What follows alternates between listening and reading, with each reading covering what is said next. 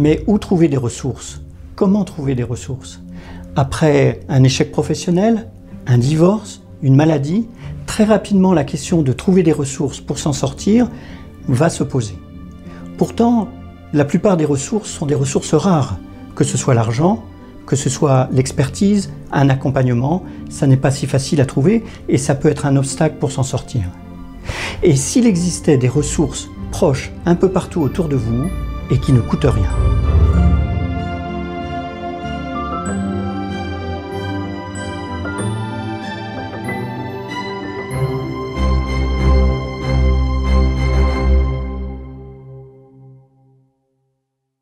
Pour ceux qui ne me connaissent pas encore, je m'appelle Patrick Dugois, je suis coach, formateur de coach, auteur et conférencier.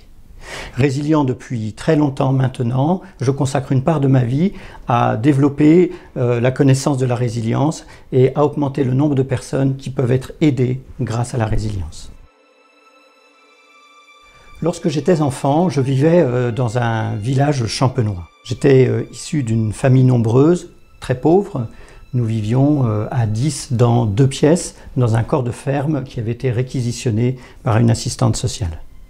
Et nous avions pris l'habitude, avec mes frères, de passer beaucoup de temps dans la forêt du village. Des après-midi entières, des journées entières. Avec le recul, je me rends compte que cette forêt m'a sauvé. Alors vous allez me dire, mais aller se promener en forêt, ça aurait pu me sauver? Eh bien pourtant oui, et j'ai compris ça des années plus tard. La forêt m'a sauvé la vie parce que cette habitude que j'avais prise d'aller en forêt correspond en réalité à une pratique qui s'appelle le bain de forêt. Le bain de forêt, ça vient en fait d'une tradition japonaise. Dans les années 80, le ministère de l'Agriculture de l'époque va encourager les Japonais, dont vous le savez, le mode de vie est plutôt stressant, à aller le plus souvent possible se décontracter, se promener, se ressourcer en forêt. Et puis, une dizaine d'années après, les chercheurs japonais ont pris cette pratique très au sérieux et ont commencé à réaliser des recherches. Ils ont découvert une chose importante, c'est que pour un groupe de volontaires, dès lors qu'il va passer 40 minutes en forêt, ce qui n'est pas très très long, eh bien, ils ont déjà réussi à identifier un certain nombre de bénéfices. Mais alors, comment allez-vous prendre votre bain de forêt? La première chose que vous devez faire, c'est d'éteindre votre téléphone portable pour ne pas être dérangé. La deuxième chose, c'est que selon l'endroit où vous vous trouvez, vous avez peut-être plus ou moins le choix. Peut-être que vous n'avez qu'un parc si vous êtes dans un milieu urbain, ou peut-être que vous avez plusieurs choix de forêt. Choisissez un endroit qui vous plaît, dans lequel vous vous sentez bien. C'est très important. Et ensuite, il ne suffit pas de se promener en forêt pour que ça fasse un bain de forêt. Il va falloir que vous utilisiez tous vos sens, vos 5 sens. Alors, tout simplement, par exemple, la vue, la forêt, que ce soit en été, avec tous ces feuillages multicolores, que ce soit en automne, où vous avez ces jaunes, ces dorés incroyables, que ce soit l'hiver, où il peut y avoir à certains moments de la neige ou pas, que ce soit au printemps, où les bourgeons fleurissent, vous avez tout le temps des paysages incroyables, une diversité de couleurs, et vous avez besoin d'être très en contact avec tout ce que vous voyez.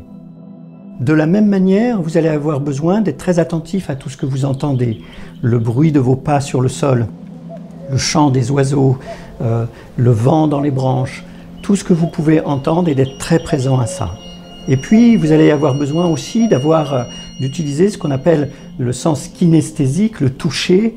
Vous savez, il peut y avoir un courant d'air qui passe, il peut y avoir un moment de chaleur, il peut y avoir au contraire, à l'arrivée dans une clairière, quelque chose de plus frais. Et puis, vous allez aussi avoir tout ce qui est du côté des odeurs dans la forêt.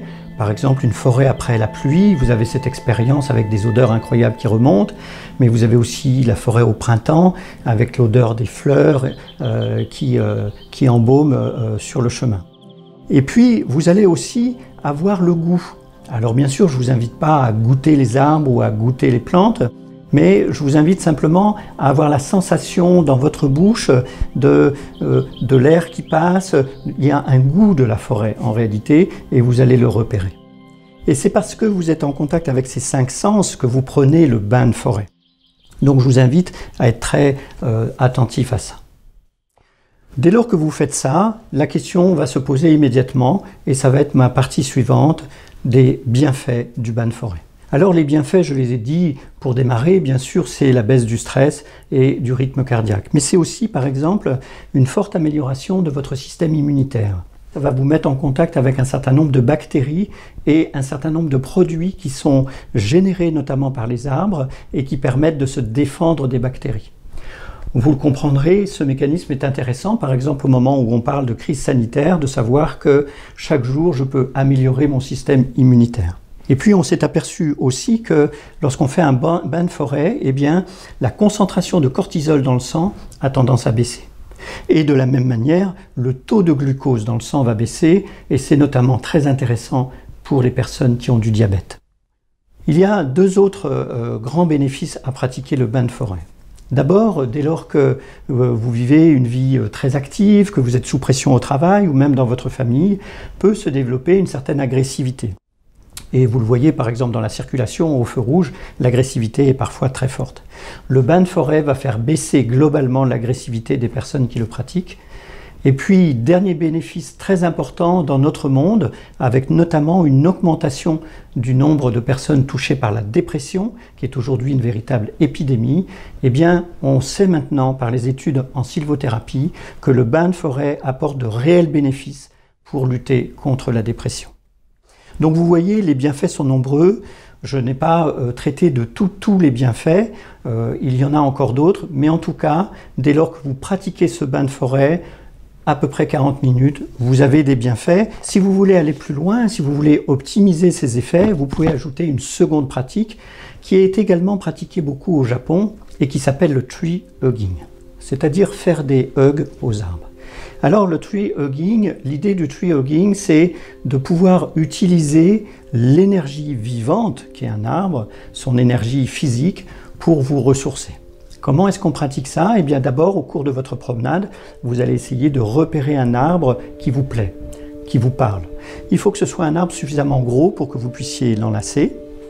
Et une fois que vous l'avez identifié, vous allez vous approcher de l'arbre, mais vous allez vous approcher de l'arbre comme si vous vous approchiez d'une personne, c'est-à-dire avec respect et avec précaution. Vous allez vous approcher de cet arbre et puis vous allez commencer à vous rapprocher au point de pouvoir l'enlacer, mais vous n'allez pas le toucher immédiatement, vous allez placer vos mains à 1 cm de son écorce, ou même un tout petit peu moins, mais sans toucher l'écorce. Et là, vous allez sentir, si vous êtes très attentif, qu'il y a une sorte de petite résistance qui correspond à l'énergie de l'arbre. Peut-être même que vous sentirez les racines, vous sentirez vos pieds, comme s'ils avaient tendance à s'enfoncer un peu dans le sol. Et là, vous allez pouvoir demander mentalement à l'arbre s'il accepte que vous lui fassiez un hug. Et vous allez enlacer l'arbre, toucher le tronc, et vous appuyez sur l'arbre, appuyez votre joue. Vous pouvez fermer les yeux, et vous allez passer un moment, le temps qui vous va bien avec l'arbre. Et puis vous faites un pas en arrière. Si vous le souhaitez, vous pouvez simplement le remercier de vous avoir consacré ce temps, selon vos croyances, et puis vous pouvez poursuivre votre marche. Vous verrez que ça va vous avoir remis de l'énergie, ça va vous avoir remis en forme simplement avec cette pratique qui est utilisée comme une pratique thérapeutique au Japon. Si vous voulez aller encore plus loin pour utiliser cette ressource qui est disponible un peu partout, qu'est la forêt, que sont les arbres, bien vous pouvez lire le livre du docteur King Lee qui s'appelle précisément Shirin-yoku. Et je vous mets dans la description de cette vidéo les références de l'ouvrage. La couverture de l'ouvrage s'affiche à l'écran et ça vous permettra de découvrir tous les bienfaits, toutes les études réalisées sur le sujet, la manière d'optimiser votre bain de forêt et du coup, jour après jour ou semaine après semaine, de prendre soin de vous nourrir de ressources gratuites pour mieux réussir ou pour mieux faire face aux difficultés. J'espère que cette vidéo vous a plu, qu'elle vous a intéressé. Je vous invite à mettre des commentaires et notamment je serais intéressé que vous partagiez votre expérience des bains de forêt ou du tree hugging. Qu'est-ce que ça vous a fait? Est-ce que c'était difficile ou pas? Je répondrai personnellement à tous les commentaires et puis vous pouvez poursuivre votre découverte des ressources de cette chaîne si vous le souhaitez avec d'autres vidéos. Je vous donne rendez-vous à très bientôt sur la chaîne Résilience et Puissance.